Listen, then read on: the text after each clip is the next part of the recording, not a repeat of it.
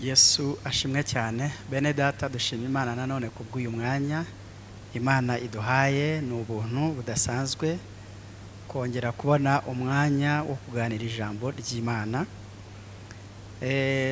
Ubwo duheruka kuganira ku ijambo ry'Imana, twari twaratangiye kuganira kuri maraya ukomeye. Twamuganiriyeho inyigisho zigera kuri enye. Uyu munsi nifuje yuko nanone tuganira nanone kuri uyu maraya ukomeye, inyigisho ya gatanu. Niringiye ko Imana iza kudufasha kugira ngo turusheho gusobanukirwa iby'uyu maraya ukomeye.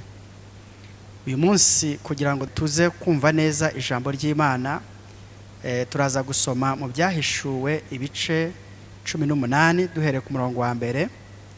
Ariko mbere na mbere tugiye gusoma ku murongo wa mbere ndetse n'uwa kabiri. Hanyuma turaza no gukomeza kugenda dusoma indi mirongo ndetse n'ibindi byanditswe tuza kwifashisha kugira ngo bidufashe kuza gusobanukirwa neza ijambo ry'Imana. Nk'uko bisanzwe, munyemerere twiragize umwami Imana, hanyuma dutangire kuganira ku ijambo ry'uyu munsi. Uwiteka Mana yaremye ijuru n'isi, ngushimiye uyu mwanya. Urakoze Kristo, ciye bugufi imbere yawe kano kanya. Ijambo ni iryawe ndetse ni wowe jambo, twebwe turabo kukuvuga gusa. Ndakwinginze Kristo, nyemerera kugira ngo mvuge ibyo wemeye, mvuge ibikwiriye kugira ngo ubwoko bwawe busobanukirwe ijambo ryawe. Kristo, jambo ry'Imana, emera ukoreshe iminwa yanjye maze uvuge ijambo ryawe, ubwoko bwawe bwumve kandi busobanukirwe.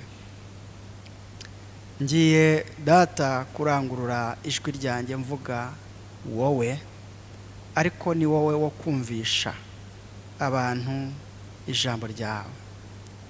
Icyampa Kristo ukabumvisha ijambo ryawe kugira ngo basobanukirwe iby'iki gihe ndetse n'ibyahishuwe nk'uko wabiduhaye. Ndagushimiye rero Kristo, ubwoko bwawe umugisha wo gusobanukirwa. Ni mu izina rya Yesu mbisabye kandi nshima nizeye, amen. Mureke rero dusome ibyahishuwe 18. Turasoma umurongo wa mbere ndetse n'umurongo wa kabiri. Haravuga ngo, hanyuma y'ibyo mbona marayika wundi amanuka ava mu ijuru, afite ubutware bukomeye, isi imurikirwa n'ubwiza bwe. Murongo wa kabiri, arangurura ijwi rirenga ati, iraguye, iraguye, Babuloni ikomeye, ihindutse icumbi ry'abadayimoni, aharindirwa imyuka mibi yose n'ibisiga byose bihumanye ndetse byangwa. Amagambo dusomye ahangaha aratwereka ngo marayika ngo wundi ngo yamanutse ava mu ijuru, ngo ageze mu isi, ngo kandi uyu marayika ngo yari akomeye, ngo kandi afite ubutware. Ageze rero mu isi ngo kuko ndetse yari afite n'ubwiza, ngo amurikira isi yose. Nyuma yo kumurikira isi yose, ngo arangije ngo arangurura ijwi rirenga aravuga ati, iraguye, iraguye, Babuloni ikomeye, ngo ihindutse icumbi ry'abadayimoni, aharindirwa imyuka mibi yose n'ibisiga byose bihumanye kandi byangwa. Niba mwibuka neza, ndavuga ngo ku nyigisho zagiye zicaho za mbere tuvuga kuri maraya ukomeye, twagiye tubona yuko maraya ukomeye ko ari ikirere. Twabonye yuko ari imyuka cyangwa se umwuka, ni ahantu ho mu buryo bwo mu mwuka haba imyuka igiye itandukanye, kandi iyo myuka twabonye yuko yicara ku bantu cyangwa se ishobora gutera abantu ikabajyamo. Twatanze urugero rw'abadayimoni, uburyo abadayimoni bashobora kuba mu bantu. Abadayimoni rero ni imyuka, ariko itera abantu ivuye ahantu ho mu mwuka. Aho hantu rero ho mu mwuka hahurira imyuka mibi, hitwa Babuloni, niko twabibonye. Kugira ngo ubisobanukirwe neza, nimba wowe aribwo bwa mbere wumvise yenda nkurikiranye, ufatiye kuri iyi nyigisho, kugira ngo uzabisobanukirwe neza byasaba yuko wiga cyangwa se wumva ukurikirana inyigisho za mbere twahereyeho tuvuga kuri maraya ukomeye, ndetse uhereye ku nzego eshatu twavuze zo mu buryo bwo mu mwuka, cyangwa se ibirere bitatu cyangwa amajuru atatu. Uhereye kuri izo nyigisho z'amajuru atatu, ndetse noneho kajya ku nyigisho za maraya ukomeye, ya mbere, ya kabiri, ya gatatu n'iya kane, ukabona gukurikirana iyi ngiyi, nibyo byagufasha kugira ngo usobanukirwe neza. Ariko ku bantu twajyanye bagiye bankurikira, ndagira ngo noneho dukomezanye. Ariko ngira ngo muribuka yuko twabonye yuko maraya ukomeye cyangwa se Babuloni, twabonye yuko ari ikirere, twabonye yuko ari umwuka, twabonye yuko ari ahantu hafite umurimbo, hafite ibintu bitandukanye biharimbishijwe. Twabonye yuko ibintu byose byaremwe n'Imana, harimo ndetse n'imibiri y'abantu, ndetse ngo n'ubugingo bwabo.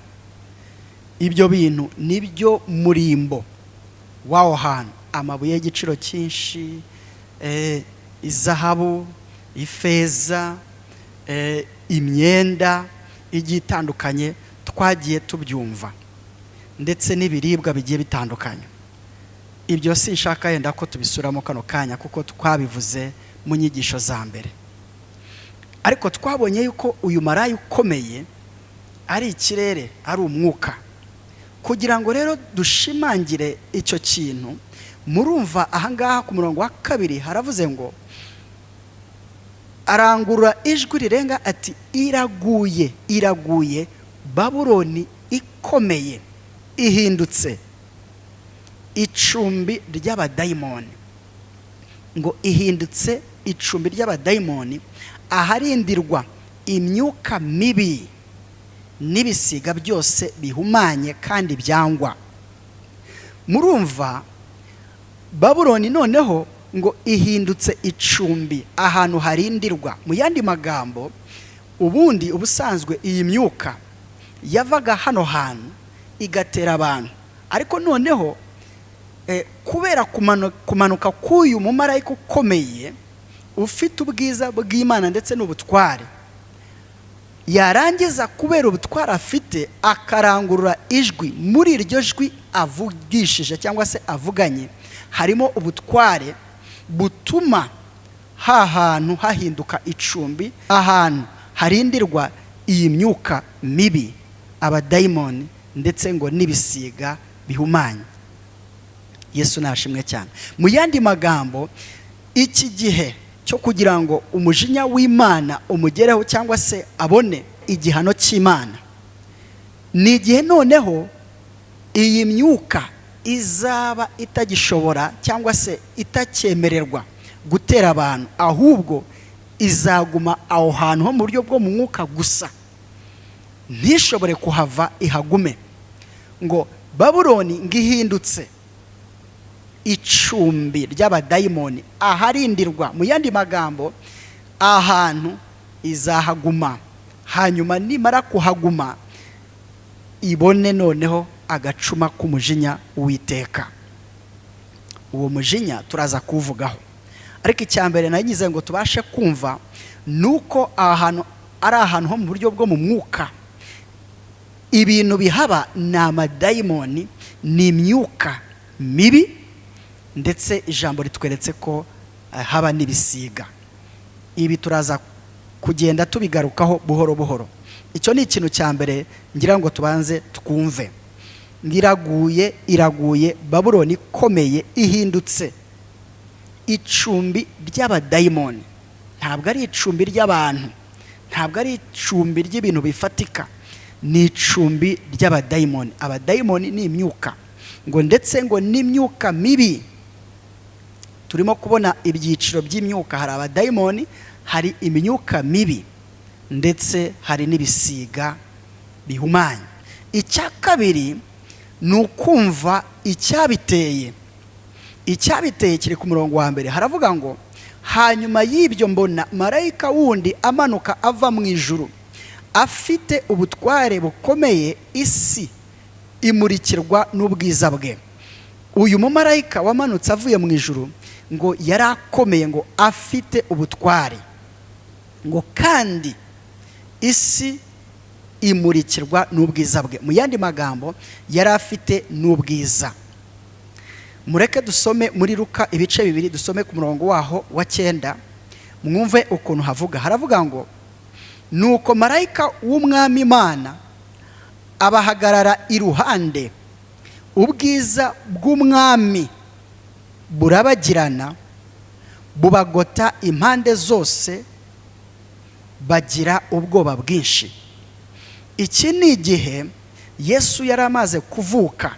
Murabyibuka ubwo Yesu yavukaga, hari abungeri barimo kuragira umukumbi w'intama. Hanyuma ngo hamanuka marayika. Uyu mumarayika amanutse ngo yahagaze iruhande rwabo. Amaze ngo guhagarara iruhande rwabo bashumba, abo bashumba ngo ubwiza bw'umwami Imana ngo burabagota. Ntabwo Imana ariyo yaje, ahubwo ni marayika wamanutse.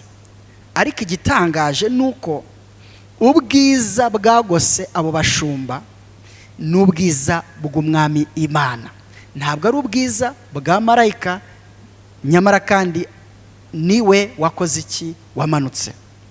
Ijambo ry'Imana ritwereka yuko abamarayika ngo baba bari imbere y'Imana, bazengurutse intebe y'Imana, batunzwe no guhora baramya Imana kandi bagakora ibyo Imana ibabwiye. Abamarayika b'Imana bari mu nzego zigiye zitandukanye, cyangwa se bafite imirimo itandukanye, ariko ibyo si byo turimo kuvuga. Icyo nshaka kubabwira ni uko ubwiza bw'Imana, umucyo w'Imana urabagirana. Si umucyo w'izuba, si umucyo w'ukwezi cyangwa se inyenyeri, ahubwo ni umucyo w'Imana. Ubwiza bw'Imana burasira abamarayika, abamarayika nabo bakabugira cyangwa se bakabutunga. Iyo rero baje mu isi nk'uko ahangaha uyu mumarayika yahagaze iruhande rw'aba bashumba, ngo aba bashumba bakagotwa n'ubwiza, n'ubwo bwiza uwo mumarayika yari afite, ntabwo bivuze yuko mu by'ukuri ubu bwiza bugose umuntu cyangwa se buje ku muntu, ntabwo bivuze yuko ari ubw'abamarayika, ahubwo n'ubwiza bw'Imana, nubwo Imana atariyo yamanutse. Mwongere mwumve uyu murongo. Nuko marayika w'umwami Imana abahagarara iruhande, ubwiza bw'umwami n'ubwiza bw'Imana burabagirana bubagota impande zose, bagira ubwoba bwinshi. Mwibuke ahantu twasomye mu Byahishuwe ibice 18 umurongo wa mbere, havuze ngo hanyuma y'ibyo mbona marayika wundi amanuka ava mu ijuru afite ubutware bukomeye, isi imurikirwa n'ubwiza bwe. Ahangaha bakoresheje ngo ubwiza bw'uyu mumarayika bwo bwamurikiye isi yose, ariko dukurikije ahantu twasomye twabonye yuko ubwo bwiza butaba ubwa marayika, ahubwo ubwo bwiza buba ari ubw'Imana. Rero twari turimo kureba icyatumye abadayimoni n'imyuka mibi ndetse n'ibisiga bitongera kwemererwa kuvaho bijya biva bigatera abantu cyangwa se bikajya kwicara ku bantu. Turimo kureba yuko byatewe n'uyu mumarayika wamanutse ufite ubutware, ariko no kubera yuko isi yamurikiwe n'ubwiza bwe, aribwo bwiza bw'Imana. Noneho mureke turebe ubu bwiza burimo gutuma abadayimoni baguma ahantu hamwe, bakaguma mu icumbi ryabo, bakaharindirwa ntibahave. Ubu bwiza ni bwiza nyabaki, bushatse kuvuga iki? Dusome muri Yohana ibice 8 ku murongo wa 12, haravuga ngo Yesu yongera kubabwira ati, ni njye mucyo w'isi, unkurikira ntazagenda mu mwijima na hato, ahubwo azaba afite umucyo w'ubugingo. Yesu arimo arabwira abantu ngo niwe mucyo w'isi, ngo umukurikira ngo ntazagendera mu mwijima na hato, ngo ahubwo azaba afite umucyo w'ubugingo. Mwumve, uyu ni umucyo w'ubugingo, si umucyo usanzwe bene uyu mucyo ufatika, yenda umucyo w'amatara cyangwa se umucyo w'izuba cyangwa ukwezi cyangwa inyenyeri, ngo ni umucyo w'ubugingo. Umucyo w'ubugingo ni iki bene data? Dawidi yaravuze, muze kuhasoma, yenda ngiye ntabwo ndi buhasome, muri Zaburi ibice 119 ku murongo w'105, Dawidi aho ngaho agaragaza uburyo ijambo ry'Uwiteka ngo ni umucyo, ngo ni itabaza cyangwa se umucyo w'ubugingo bwe cyangwa se w'ibirenge bye. Aha ngaha ibirenge bye ni iki? Ni ubugingo. Ariko aratwereka yuko umucyo yuko ari ijambo ry'Imana. Hoseya ibice 4 umurongo wa 6 haravuga ngo, ubwoko bwanjye burimbuwe buzize kutagira ubwenge, ubwo uretse ubwenge nanjye nzakureka we kumbera umutambyi. Ubwo wibagiwe amategeko y'Imana yawe, nanjye nzibagirwa abana bawe. Ngira ngo murimo gusobanukirwa noneho yuko umucyo ni ijambo ry'Imana, ni amategeko y'Imana, ni amabwiriza Imana iduha, ni umurongo Imana itwereka dukwiriye kugenderamo. Iyo tuwanze rero tuba turi abo kurimbuka, tuba turi abantu batazabona ubugingo buhoraho, tuba turi abantu batazajya mu ijuru. Ariko iyo tuwemeye, iyo twemeye ijambo ry'Imana tugashaka kurigenderamo, tukifuza kurigenderamo, tuba tugiye kuba abana b'Imana, tuba tugiye noneho kugendera muri rya jambo Yesu yavuze muri Matayo ibice 5 ku murongo wa 14, haravuga ngo, muri umucyo w'isi, umudugudu wubatswe ku mpinga y'umusozi ntubasha kwihisha. Tuba duhindutse umucyo w'isi, tuba dutunze ubwiza bw'Imana, tuba tubaye beza tuba tubaye beza. Ariko uko kuba beza si twe beza, ahubwo ni Kristo mwiza muri twe. Kuko rero dutunze ubwiza cyangwa se dutunze Kristo, kandi Kristo akaba ari mwiza, ibyo bigatuma tuba beza. Ariko ni nka bya bindi wa marayika yamanukanye ubwiza, ariko mu by'ukuri si we mwiza, ahubwo ni Imana. Kubera iki? Kuko Imana imurasira ubwiza, bigatuma nawe aba mwiza. Twari turimo kureba mu ihanwa ry'uyu maraya ukomeye, yuko Imana izamufungira ahantu, izamushyira mu kazitiro, kandi ntiyemere yuko ahava. Mu yandi magambo, iyi myuka iri aho hantu, abadayimoni n'imyuka mibi ndetse ngo n'ibisiga, bizaba mu icumbi, hanyuma ngo birindirwe aho hantu, bye kuhava ngo byongere bitere abantu. Mwibuke uyu marayika yarasiye, ubwiza bwe bwarasiye isi yose, niko ijambo ryatubwiye. Noneho muri iri jambo ryo mu byahishuwe ibice 18, isi yose cyangwa se abantu bo ku isi bose bari mu byiciro, bashyirwa mu byiciro bigiye bitandukanye. Ibi byiciro bigiye bitandukanye nibyo nshaka yuko tuza kugenda tugarukaho, kandi tuze kubona uko ibi byiciro bitandukanye byitwaye cyangwa se byifashe nyuma yuko uyu mumarayika amanuka avuye mu ijuru akabirasira cyangwa se akarasira isi yose cyangwa se abantu bose bari mu isi. Twabonye yuko ubwiza bivuze ijambo ry'Imana, niwo mucyo. Yesu yaratubwiye ngo ni umucyo w'isi, kandi Yesu ni ijambo ry'Imana. Ibyo nibyo twari tumaze kubona.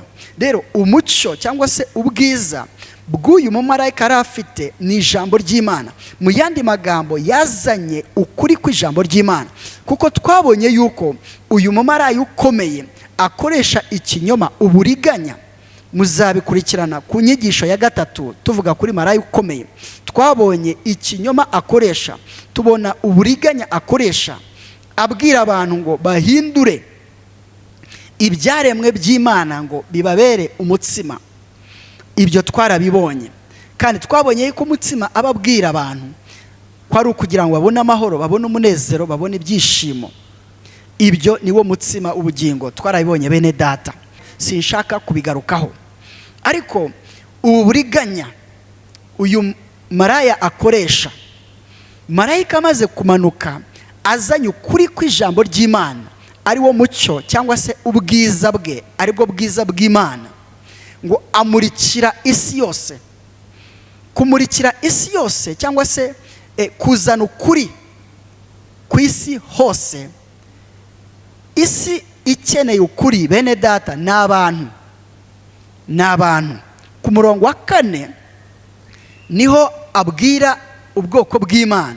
Twumva ngo irindi jwi rivugira mu ijuru rivuga ngo bwoko bwanjye ngo nimusohokemo, ngo rirangurura rivugira hejuru ribwira ubwoko bw'Imana ngo busohoke muri uyu murwa cyangwa se buve kuri maraya. Yesu nashimwe cyane. Ariko kugira ngo bishoboke nuko abantu bumva ukuri kw'ijambo ry'Imana. Nemera yuko ibyo turimo kuvuga aka kanya, ibyo turimo gusobanura aka kanya, biri mu bintu bigomba gufasha abantu bose bo muri iyi si kugira ngo basobanukirwe. Noneho numara gusobanukirwa, kuko uzamenya ukuri kw'ijambo ry'Imana, umenye ikinyoma wagenderagaho, bityo kubera yuko yenda ushaka kuba umwana w'Imana cyangwa se kuko uri umwana w'Imana, bitume uva i Babuloni, usohoka i Babuloni. Ubwenge bwawe nibumara gusobanukirwa, umutima wawe ukarekura ibyo warurarikiye bishingiye ku kinyoma cy'uyu maraya, ubwenge bwawe ndetse n'umutima wawe n'umwuka wawe bizava muri icyo kirere, hanyuma bijye mu kirere cy'umwami Imana. Icyo kirere niyo Yerusalemu nshya. Tuzayivugaho ikindi gihe bene data. Tuzavuga kuri Yerusalemu nshya, tuzavuga ku mugore wundi ari we Yerusalemu nshya. Tuzavuga uburyo umuntu yinjira muri Yerusalemu nshya yinjijemo ubwenge bwe, umwuka we, ubugingo bwe, umutima we. Tuzavuga uburyo umuntu asohoka i Babuloni akinjira muri Yerusalemu, akinjira mu kirere kindi Imana yaturemeye bene data. Yesu nashimwe cyane. Ariko nari ndimo kuvuga ku byiciro by'abantu uyu mucyo warasiye, kuko warasiye isi yose. Icyiciro cya mbere tuvuze yuko ari ubwoko bw'Imana bubwirwa gusohoka i Babuloni. Icyiciro cya kabiri ni abantu mu by'ukuri batari ubwoko bw'Imana. Aba bantu bazasangira ku gacuma k'uburakari bw'Imana n'uyu maraya ukomeye. Yesu nashimwe cyane. Mureke dusome ibyahishuwe ibice 14, dusome ku murongo waho wa 8 ndetse tugeze ku wa 10. Haravuga ngo marayika wundi wa kabiri akurikiraho ati, iraguye, iraguye Babuloni, wa mudugudu ukomeye wateretse amahanga yose inzoga, arizo ruba ry'ubusambanyi bwawo. Turacyari kuri Babuloni. Murumva yuko rero ahantu turimo gusoma naho ku bice 14 ibyahishuwe baracyatubwira kuri Babuloni cyangwa se maraya ukomeye. Murongo wa 9, marayika wundi wa gatatu akurikiraho avuga ijwi rirenga ati, umuntu naramya ya nyamaswa n'igishushanyo cyayo, agashyirwaho ikimenyetso cyayo mu ruhanga rwe cyangwa ku kiganza. Ibi twarabivuze bene data.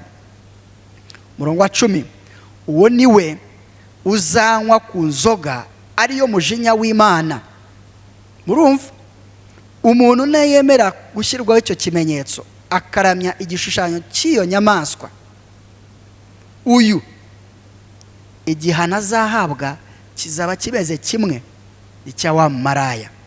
Uwo niwe uzanywa ku nzoga ariyo mujinya w'Imana yiteguwe idafunguwemo amazi.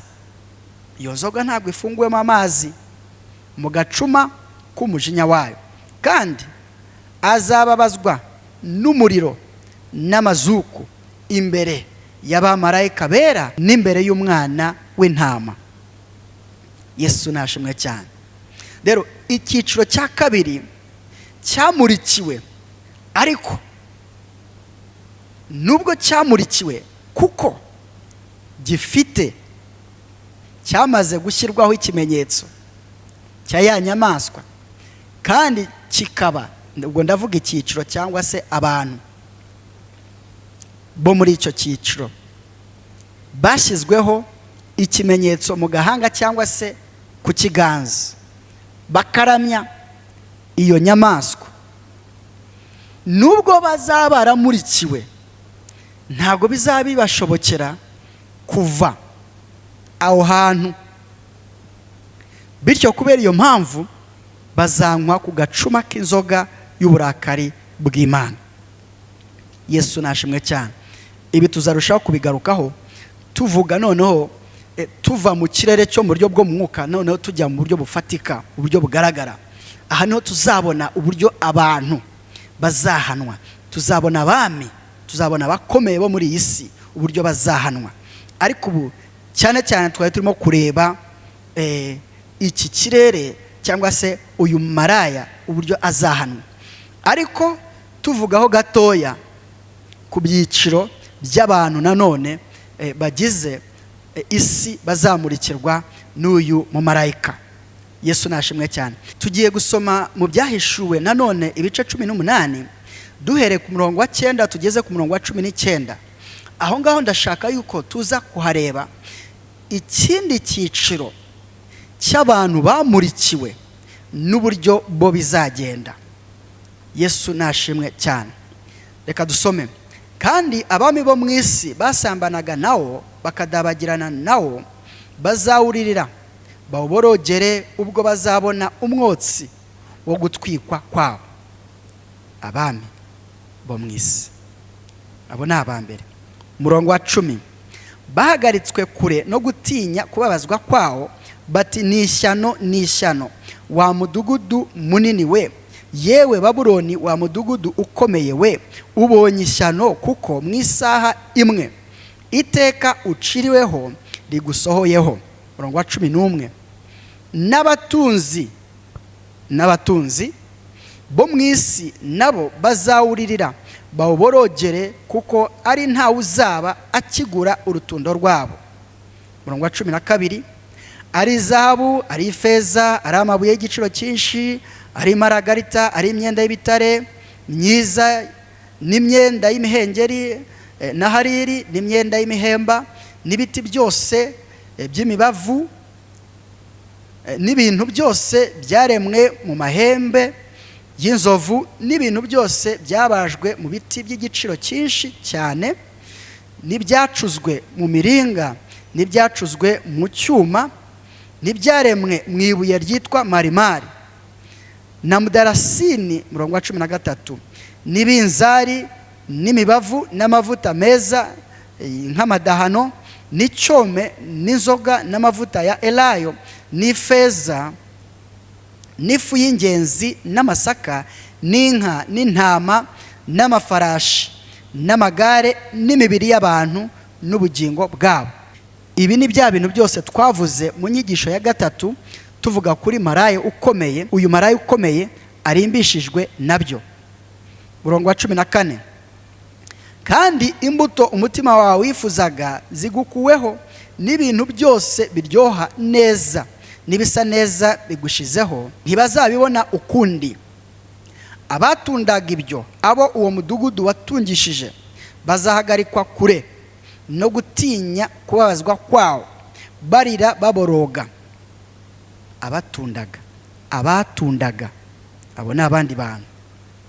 Ngo abatundaga ibyo, abo uwo mudugudu watungishije, bazahagarikwa kure no gutinya kubabazwa kwawo, barira baboroga bavuga bati ni ishyano umudugudu ukomeye wambitswe imyenda y'ibitare myiza n'imihengeri n'imihemba, kandi ukarimbishwa n'izahabu n'amabuye y'igiciro cyinshi n'imaragarita. Ubonye ishyano. Murongo wa 17, kuko mu isaha imwe ubutunzi bwinshi bungana butyo burimbutse, kandi aberekeza, abo ni abandi, aberekeza bose n'umuntu wese wambukira mu nkuge, n'umuntu wese wambukira mu nkuge, abo ni abandi hose, n'abasare, abo ni abandi, n'abasare n'abatunda, abo ni abandi nabo, bambutse inyanja bari bahagaze kure, kandi bakireba umwotsi wo gutwikwa kwawo, bavuga amajwi arenga bati ni mudugudu ki uhwanye n'uriya mudugudu ukomeye. Bitumurira umukungugu ku mitwe, bavuga amajwi arenga barira baboroga bati ni ishyano umudugudu ukomeye watungishije ubutunzi bwawo abafite inkuge mu nyanja. Mwibuke inyanja ni iki? Ni abantu. Abafite inkuge mu nyanja, ubonye ishyano kuko warimbutse mu isaha imwe. Muri iki cyiciro cy'abantu tubonye yuko harimo abami, abatunda, aberekeza, abambukira mu nkuge ndetse n'abasare. Ariko aba bantu bose, iki cyiciro cy'aba bantu bose, ngo bo bahagarara kure, ngo barangiza ngo bakabona umwotsi w'uwo mudugudu, ngo bityo bagatangara. Yesu nashimwe cyane. Murumva ntabwo bari mu mudugudu ngo babone mbese ibyago bimwe nka ya myuka iri mu mudugudu, ahubwo bo bahagaze kure, barimo kureba umwotsi wo gutwikwa k'uwo mudugudu, noneho bagatangara. Kandi koko biratangaje kubona uyu mudugudu urimbishijwe n'ibi bintu byose, utwikwa, ngo kandi bino bintu ntibyongere kuboneka ukundi. Ni ibintu bitangaje bene data, biratangaje. Rero bongo bahagaze kure, ariko barareba umwotsi wo gutwikwa k'uyu mudugudu, ntabwo bawurimo. Yesu nashimwe cyane. Hari abandi ngo bashyizweho ikimenyetso mu ruhanga cyangwa se ku kiganza, ngo baramya igishushanyo cy'iyo nyamaswa. Abo ngabo bene data ni bande? Twabavuzeho bene data. Ikimenyetso twakivuzeho, twavuze ukuntu ikimenyetso kizashyirwa mu gahanga mu bantu cyangwa se ku kiganza. Aba ni rubanda. Ntabwo abami, ntabwo abatunzi bazemera bo gushyirwaho icyo kimenyetso, kuko nibo ba nyiracyo. Yesu nashimwe cyane. Aba rero kuko ubwo ndavuga abami, abatunzi, abakomeye, biriya byiciro twagiye tuvuga, abasare, nuko nta mwanya dufite twakagiye tuvuga icyo abasare bivuze, icyo abatunda bivuze, icyo abami bivuze, ariko kuko dufite kuzongera tugakomeza tugenda tubyigishaho, tuzagenda tubigarukaho. Yesu nashimwe. Ariko muri rusange aba n'abakomeye bo mu isi, ari nabo bakora kiriya kimenyetso cyangwa se bazakora kiriya kimenyetso, ndetse akaba aribo bazagishyira mu bantu. Reka yenda kugira ngo byumvikane neza, reka dusome mu Byahishuwe ibice 17, dusome ku murongo wa 12 ndetse n'uwa 13, tuze gusimbuka dusome ku wa 16 ndetse n'uwa 17. Mwumva ukuntu havuga: ya mahembe 10 wabonye niyo bami 10. Muribuka inyamaswa ifite imitwe 7 ikaba ifite amahembe 10. Twabonye yuko imitwe 7 ari abami 7. Ariko noneho mwumve ahangaha aya mahembe 10 ngo nabo ni abami 10, ariko ngo batarimo. Mwumve, ya mahembe 10 wabonye niyo bami 10 batarima, ariko bahabwa gutegekera hamwe na ya nyamaswa nk'abami kumara isaha imwe. Mwibuke wa mudugudu ukomeye, Marayi ukomeye, urimbuka mu isaha imwe. none aba bami 10 bahabwa gutegeka hamwe na ya nyamaswa mu isaha imwe, ni mu gihe kimwe bene data. Ariko ibi tuzabigarukaho tuvuga noneho ubwami tutabivuga mu buryo bwo mu mwuka, ahubwo tubivuga mu buryo bufatika. Yesu nashimwe cyane. Reka nongere nsome Ibyahishuwe 17 umurongo wa 12. Ya mahembe 10 wabonye niyo bami 10 batarima, ariko bahabwa gutegeka hamwe na ya nyamaswa nk'abami kumara isaha imwe. Nabo bategeka nk'abami. Mu by'ukuri wumvise iyi mvugo, aba ntabwo mu by'ukuri ari abami, ariko ngo bahabwa gutegeka nk'abami. Ni nk'abami, ariko mu by'ukuri si abami, ariko bahabwa gutegeka nk'abami. Aba bantu barakomeye cyane, tuzabagarukaho tubivuga mu buryo burambuye. Murongo wa 13, abo bahuje inama baha ya nyamaswa imbaraga zabo n'ubutware bwabo. Aba 10 bahawe gutegeka nk'abami, bahuza inama ngo baha ya nyamaswa ubutware bwabo n'imbaraga zabo. Hari imbaraga ndetse n'ubutware. Ni iyihe nyamaswa noneho abangaba bahurijeho kwemeranya hagati yabo kugira ngo bayihe ubutware bwabo ndetse n'imbaraga zabo? Iyi nyamaswa irakomeye. Iyi nyamaswa niwe Antikristo. Iyi nyamaswa niwe Antikristo. Bazashaka yuko umuntu umwe aba ari utegeka, aba ari we uba hejuru, aba ari ufata umwanzuro. Uyu niwe Antikristo. Nubwo benshi bakorerwamo n'umwuka wa Antikristo, ariko bazashakamo umwe uba hejuru yabo. Uyu tuzamugarukaho ikindi gihe bene data. Twavuze ngo turaza gusimbuka dusome ku murongo wa 16 ndetse no ku murongo wa 17. Mwibuke turimo gusoma Ibyahishuwe 17. Twahereye ku murongo wa 12 n'uwa 13, ariko ubu tugiye gusoma ku wa 16 ndetse n'uwa 17. Haravuga ngo ya mahembe 10 wabonye na ya nyamaswa bizanga maraya uwo, bimunyage, bimucuze, birye inyama ze, bimutwike akongoke. Kuko Imana yashyize mu mitima yabyo gukora ibyo yagambiriye, no guhuza inama no guha ya nyamaswa ubwami bwabyo, kugeza aho amagambo y'Imana azasohorera. Mwibuke, reka tuhasubire mu Byahishuwe ibice 18 dusome ku murongo wa 17. Ndagira ngo mwumve. Ubonye ishyano kuko mu isaha imwe, muribuka ko no mu isaha imwe hariya twasomye mu bice 17 twabonye yuko aba bami 10 bahabwa gutegekera rimwe na ya nyamaswa mu isaha imwe.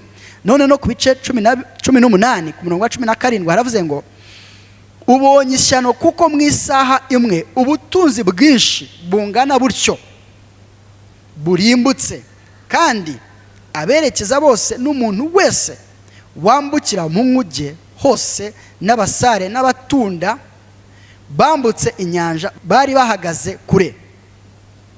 Yesu nashimwe cyane.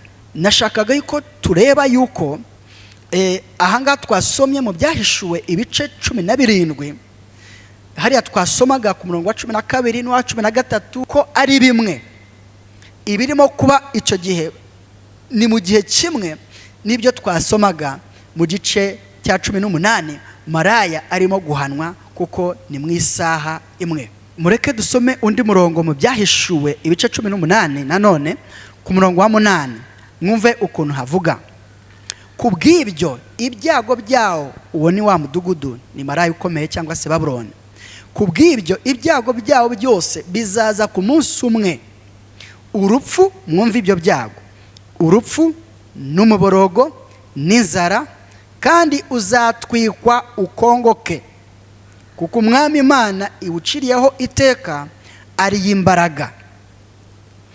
Ikigaragara ahangaha turabona yuko ibi byago n'Imana mu by'ukuri isa nkaho ariyo irimo kubitanga. Ariko mu Byahishuwe ibice 17 ndagira ngo tuze turebe ukuntu byagenze, kugira ngo ibi bihano Imana ivuga ahangaha uyu mudugudu ubashe kubihabwa. Turaza kureba yuko bishingira mu by'ukuri kuri ba bami 10 bahuje inama. Uraza kubyumva, ariko twongere dusoma aha ngaha. Havuze ngo kubw'ibyo ibyago byawo byose bizaza ku munsi umwe, urupfu n'umuborogo n'inzara, kandi uzatwikwa ukongoke, kuko umwami Imana iwuciriyeho iteka ari imbaraga. Ibyago ni ibihe? Ni urupfu n'umuborogo n'inzara ndetse no gutwikwa. Noneho mureke tugaruke hahandi mu Byahishuwe ibice 17, dusome ku murongo wa 16 ndetse n'uwa 17. Havuze ngo ya mahembe 10 wabonye na ya nyamaswa bizanga maraya uwo, bimunyage, bimucuze, birye inyama ze, bimutwike, bizarye inyama ze ngo bimucure.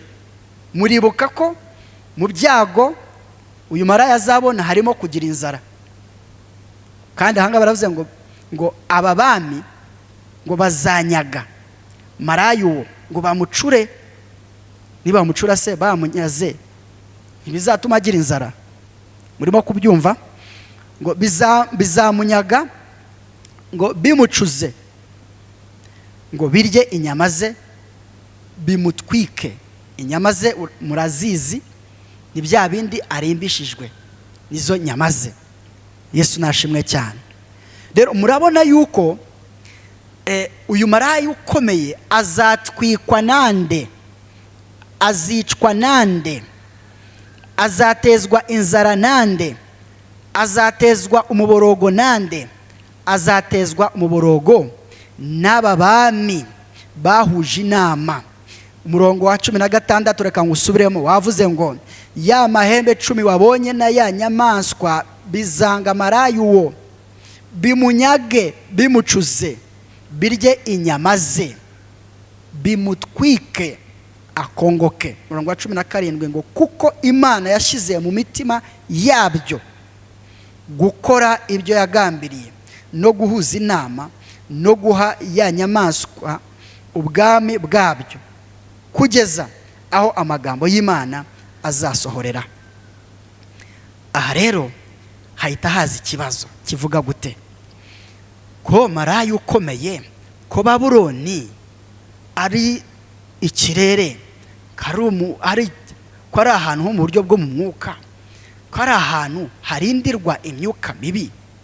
Ese abami b'abantu, aba bami ni abantu, abami b'abantu bazatwika gute uyu maraya, cyangwa se ahantu ho mu buryo bwo mu mwuka?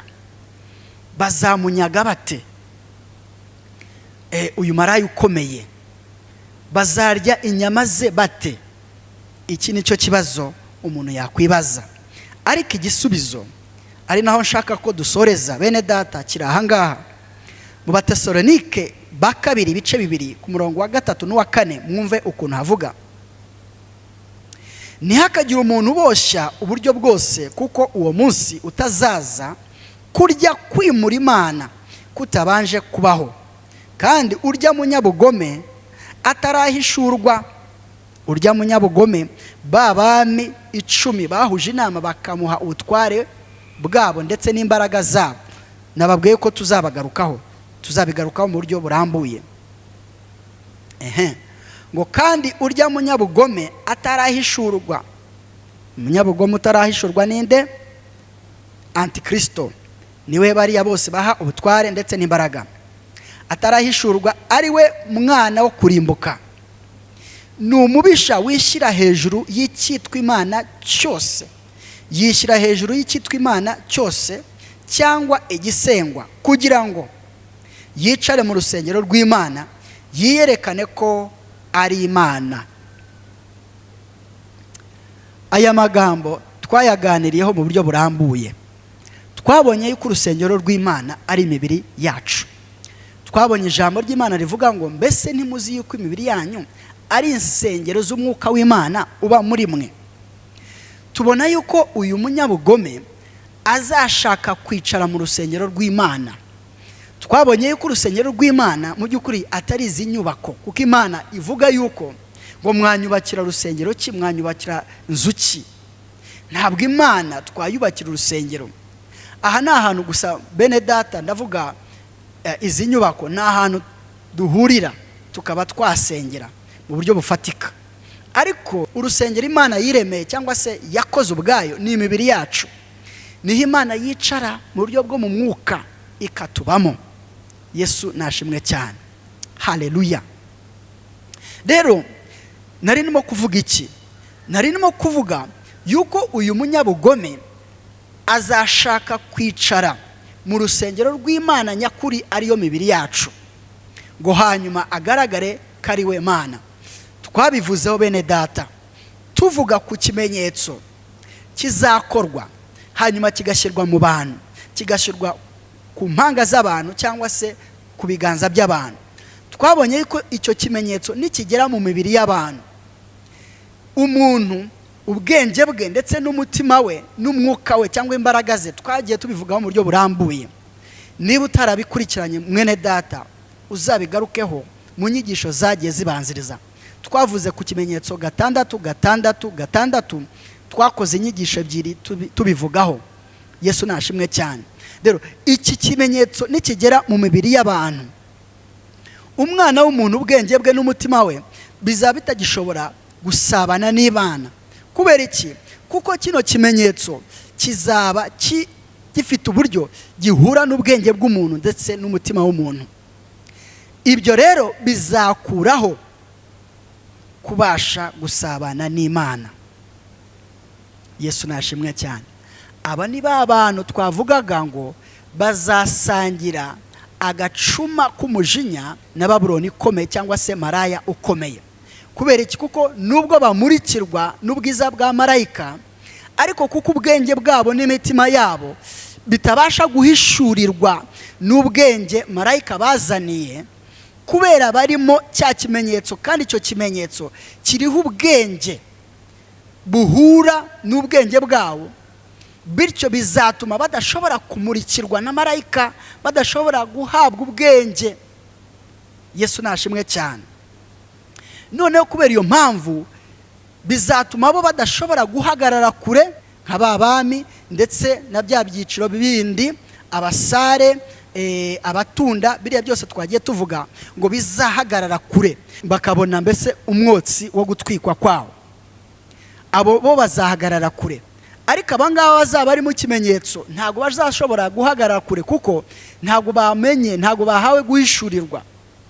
Ariko abami n'abakomeye bari abategeka bose bo mu isi batazemera gushyirwamo iki kimenyetso, kuko ni icyabo, nibo bakirema, nibo bagikora, kandi barashaka kugishyira mu bantu kugira ngo babategeke uko bashaka cyangwa se babajyane uko bashaka, cyangwa se baba programming, reka nkoresha iryo jambo, uko bashaka, baberekeze aho bashaka, babakore nk'amarobo bakoresheje ubwenge buremano biremeye.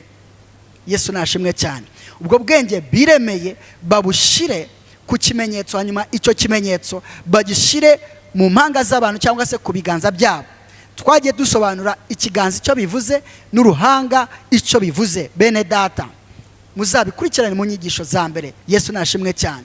Ariko iki kimenyetso nibagishyirwamo, aba bazagishyirwamo ntabwo bazashobora kumurikirwa n'ubwiza bwa marayika. Ariko babami, babakomeye, babasare, babatunda, kuko bakomeye mu isi, aribo barema n'icyo kimenyetso, bo ntabwo bazemera ko icyo kimenyetso kibajyamo. Kuko rero ikimenyetso kitabagiyemo, marayika namanuka nabo bazamurikirwa. Uko kumurikirwa niko kuzatuma bahagarara kure, maze barebe umwotsi wo gutwikwa k'uwo mudugudu. Ariko hari ikindi cyiciro bene data twabonye, icyiciro cy'ubwoko bw'Imana. Uyu marayika amaze kukirasira, ngo barabwiwe ngo basohoke, ngo muri uwo murwa, basohoke i Babuloni. Abo ngabo rero bashobora gusohoka, bazawusohokamo uwo murwa, ngo kugira ngo batababazwa nk'uko uwo murwa nawo uzababazwa. Mureke turekera aha ngaha, ni byinshi ariko tuzagenda Imana idufasha kugenda tubisobanukirwa. Imana idufashe. Uwiteka ndagushimiye, nguhaye icyubahiro, uri Imana nziza. Ijambo ryawe ni ukuri kandi ijambo ryawe ni itabaza, ni umucyo uturasira. Mwami ndakwinginze ngo iri jambo ryawe rirasira ubwoko bwawe, kandi muri iri jambo habemo imbaraga zituma ubwoko bwawe busohoka i Babuloni. Mu izina rya Yesu Kristo ndagushimiye kuri Imana yumva gusenga. Uzabane natwe, uzaduhe guhishurirwa ndetse no gusobanura ijambo ryawe nk'uko ubishaka, kuko ari wowe jambo. Ndagushimiye ko mvise gusenga kwanjye. Umugisha bene data, ni mu izina rya Yesu mbisabye kandi nshima nizeye, amen. Yesu abaho umugisha bene data, nawe utaha, amen.